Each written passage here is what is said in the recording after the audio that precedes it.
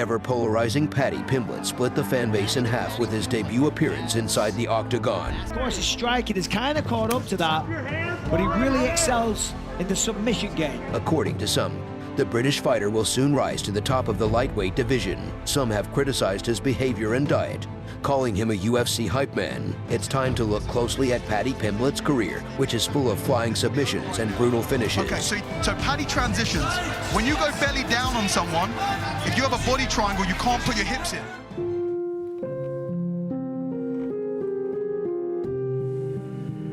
I woke up on Friday morning at 4 AM to a message that one of my friends back home had killed himself. So Ricky, lad, that's for you. But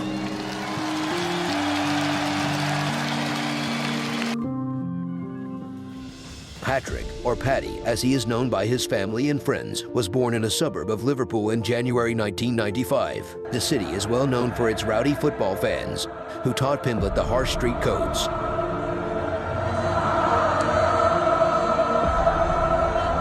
However, the 14-year-old didn't realize he had found his passion until he witnessed the brutal war of attrition between Diego Sanchez and Clay Guida in 2009.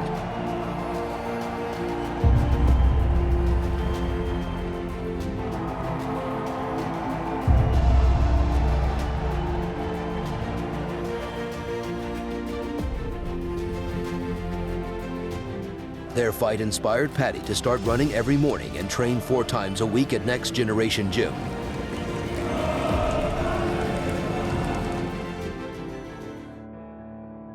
Pimblett, who made his cage debut at age 15, had a dozen amateur fights in the span of 15 months. The initial period of free advertising in the local market did not endure very long. Even then, Paddy became known as the Baddy and established himself as an aggressive wrestler with solid ground and pound.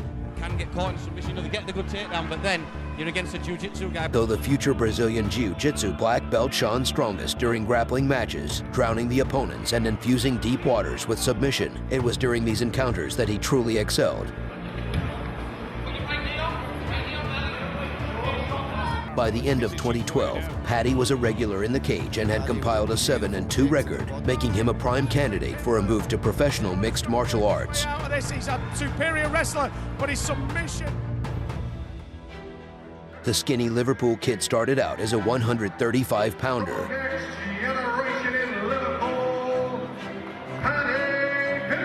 The 17-year-old Pimblett made his MMA debut when he faced Nathan Thompson at the 2015 Olympian MMA Championships.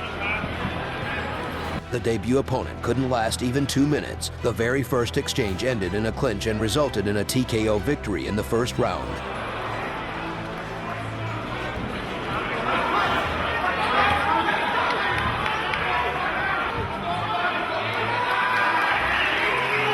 Where Pimblett really started to make a name for himself was during his time competing in Cage Warriors.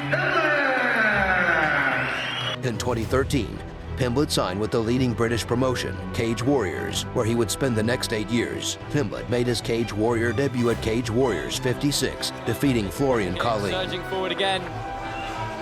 The Cage Warrior was able to stay dominant. Stop from being taken down. Very mature, he switched sides with his head and went for the takedown, now he gets it. And came out with a unanimous decision win.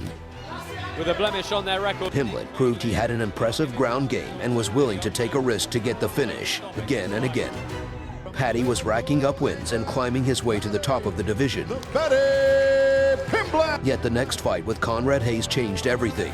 Hey! Having failed on the scales once again, Paddy connected with a high kick in the prologue. Inside, both guys training good leg kicks. He eats a shin early on. The grappling virtuoso soared into the air with a triangle. Triangle attempt. He's got the entry. Hayes tried to resist. Conrad Hayes is in a lot of trouble here. But in his native element, Pimblett was one step ahead. Down to break the grip. Paddy topped the British sports headlines with a precise kick and flashy triangle armbar finish. Big submission win for Paddy Pimblett! The momentum continued in 2014 with a move up to 145 pounds. Not going to be able to dare his mask even if... Kevin Pecci, an unbeaten French finisher with no obvious weaknesses, was next in line in Pimblett's first main event. Nice combination from the machine gun Pimblett, firing off a leg. The FCC promotion belt was at stake. Petchy looking for the takedown. Pimblett with the whizzer. But the Scouser secured the belt with his win in the third round by submission. Paddy just keeps working. Looking to take the back. He's got both hooks in. This could be a dangerous position for Kevin Petchy. Oh, he does have the front. Switches to the under the chin. It's over. After capturing the title, Pimblett had his first and only defense against Miguel Aro. Looking for a first round finish against Miguel Aro, which also resulted in a submission win. Shouldn't quite force a submission. and there's the submission! Following a 10-month hiatus, he returned to the Cage Warriors in April 2016. With a record of 9-1, Pimblett took on a veteran with 30 fights, Ashley Grimshaw. The opponent got off to a good start by throwing a couple of haymakers and slamming the Scouser into the canvas. But Paddy seized the initiative. He is a constant threat on the ground. Pimblett spent the last minutes in a fierce attack before climbing the fence in celebration. This victory confirmed his status as the best prospect in the UK. The subsequent self-promotion masterclass proved that the only path for Pimblett was one to the top. Finally, the showdown for the vacant Cage Warriors belt versus Johnny Froche came to fruition in September 2016. We are about to get underway. Paddy would face Johnny Froche for the vacant featherweight title at Cage Warriors 78. The Frenchman won 10 of his last 12, but against Pimblett in Liverpool, Well, he's got nothing to lose. he stood absolutely no chance. Smiling, dancing Pimblett that walks out. Pimblett earned another decisive victory with a knockout in round 1. He's done it! Paddy Pimblett! Featherweight gold was a nice bonus to a significant victory. Champion of the world! Unbelievable! Paddy! 2 months later, the win against former UFC fighter Julian Erosa was the 9th in a row for Paddy, and the last in his initial 5-year-long run as a pro. Pimblett scrambling for the legs of his man. And still! In between, the UFC expressed interest in the rising Scouser and tried a couple of times to sign a contract with him, but he turned them down, reluctant to vacate the belt. He postponed the overseas debut and agreed to defend the featherweight crown. Nevertheless, the brutal weight cut for the event in April of 2017 disrupted the plan. Pimblett's compatriot Nad Narimani challenged him in all areas. Narimani dominated on the feet, landed takedowns, did well on top, and threatened a submission. Paddy lost both the title and his illusions about making 145 pounds again. The Liverpudlian fighter is known for ballooning in weight between fights before losing it all in brutal training camps. While he didn't go into the specifics of the meal, the 27-year-old recently tallied up all the calories from one of his binges. The numbers could feed a family of 5. I'd rather be fat and happy than ripped, and like these people who are ripped all year round aren't happy. I'm not arsed. I don't care what they say. Pimblett admits he has an unusual relationship with food. This six-pack's sound, I look great, but I'd rather be fat and happy, lad. Partly as a result of cutting weight ahead of his fights. I don't care. I mean, dude, like you. Don't let a random person on the internet what they've got to say isn't going to change my life. He used to go from 145 to 190 pounds in 1 week. Pimblett took a break for 10 months and got back to business against Alexis Savidis. But Pimblett's in on a single early. They call Savidis the Furious Kid, and he fights. Despite his weight, Baddy maintained his trademark pressure and tossed the Greek down like it was nothing. Very heavy in this head and arm position. The takedown attempt in the last round led the Scouser to snatch one of the best submissions of 2018. He sends a big squeeze for Paddy the Baddy. He's got the angle, he's got the extension. Hit that flying triangle, that climbing triangle armbar. Paddy the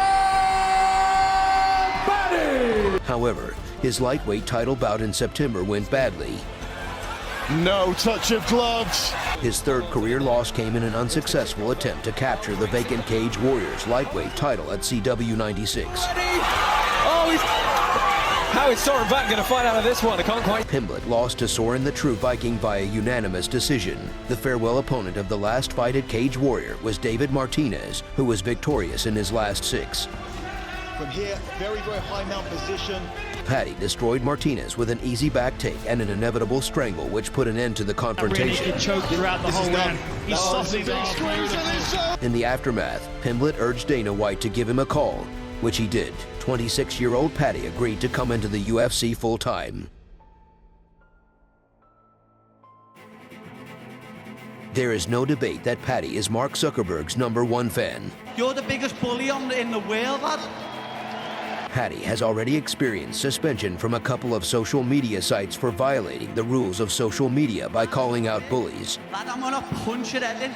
I'm sick of you, lad. Shutting my Instagram accounts down when all I do is help charities. He also complained on several platforms about getting bullied because of his hair and unique style. He mentioned that this haircut, though, is to show people that to be a fighter you don't need to look dangerous and have tattoos, and he's simply been kicking with a simple hairdo for some time now. It seems at this point, though, that everyone is absolutely loving Paddy, and they really wouldn't care how he carries himself. And he's 3 years old, he's got no hair because of all the chemotherapy. And some absolute disgusting piece of shit commented something horrible about him. Pimblett made his UFC debut on UFC Fight Night against Luigi Vendramini. Pimblett charged forward right away, but a Brazilian dynamite explosion echoed throughout the arena. For almost a round, Baddy was heroically accepting punishment while Vendramini was dishing it out. By the last minute, the Scouser finally came alive and delivered a series of crushing blows. Word, come on! All offense in mind, Pimblett entered an exchange and landed with a long right hook. The Brazilian started to feel seasick, and with 35 seconds left, he drowned in the ocean of punches. Pimblett returned home as a national hero. The fan support rumbled throughout the O2 London arena. The next fight in line was with Rodrigo Varga, who was the most critical one for Paddy. But Paddy wouldn't be the Baddy if he hadn't caused a couple of heart attacks in the opening seconds. Was that when it comes to Rodrigo Varga's only mistake was engaging in wrestling. Well, though, Paddy does have a big advantage. Yeah. Once the Scouser found his footing, Look at that, Kazuma trying to take him down again. the Mexican's minutes of fame were numbered. But that doesn't matter. Whoever has it, it's still risk control. Yes. A back take, a noose around the neck, and the inevitable surrender followed a gorgeous hip toss. His knee. Oh, saying he's grabbing It's getting tighter, Michael. Here we go. This could be it. Unwilling to sit on the sidelines, 4 months later Pimblett performed at the next London event. His foe, a grappling wizard named Jordan Levitt, was 6-1 with 6 submission wins. The Monkey King made a name for himself 2 years prior with a knockout of the year contender. The crowd greeted Baddy as the main star attraction. The Scouser was having fun during the walkout, but in the cage, he meant strictly business. On the feet, Paddy is significantly better. Once in the line of fire, the American initiated a clinch battle and scored a slam takedown. Got to be careful of his back. In return, Pimblett threatened with a guillotine attempt, Readjusting here. This is deep. then disengaged when an opportunity presented itself. Tripod so that he can actually take some pressure off. After a brief exchange, Baddy banked the rest of the round on the mat in a dominant fashion. Big elbow. In the second lap, their progress picked up significantly. Action goes Pimblett. Pimblett scored a few blows in close range, took the Monkey King's back, and squeezed the neck for a tap. This could be it. This is it. The Scouser had just won the Octagon for the 3rd time and was celebrating his 3rd performance of the night. Some Paddy the Baddy Pimblett. Following his victory in the Octagon, Pimblett might have leaned into some self-promotion or called out a top 15 opponent. Get down, boy. But instead, the victorious fighter utilized his platform to highlight the importance of breaking the stigma surrounding mental health issues. There's a stigma in this world that men can't talk. He announced that he had found out that a friend had committed suicide only hours before the fight, One of my friends back home had killed himself. and dedicated his victory to his late friend Ricky. So Ricky, lad, that's for you. But Paddy proved he's not only for tough competition, but also one of a kind. and you've got weight on your shoulders, and you think the only way you can solve this by killing yourself, please speak to someone.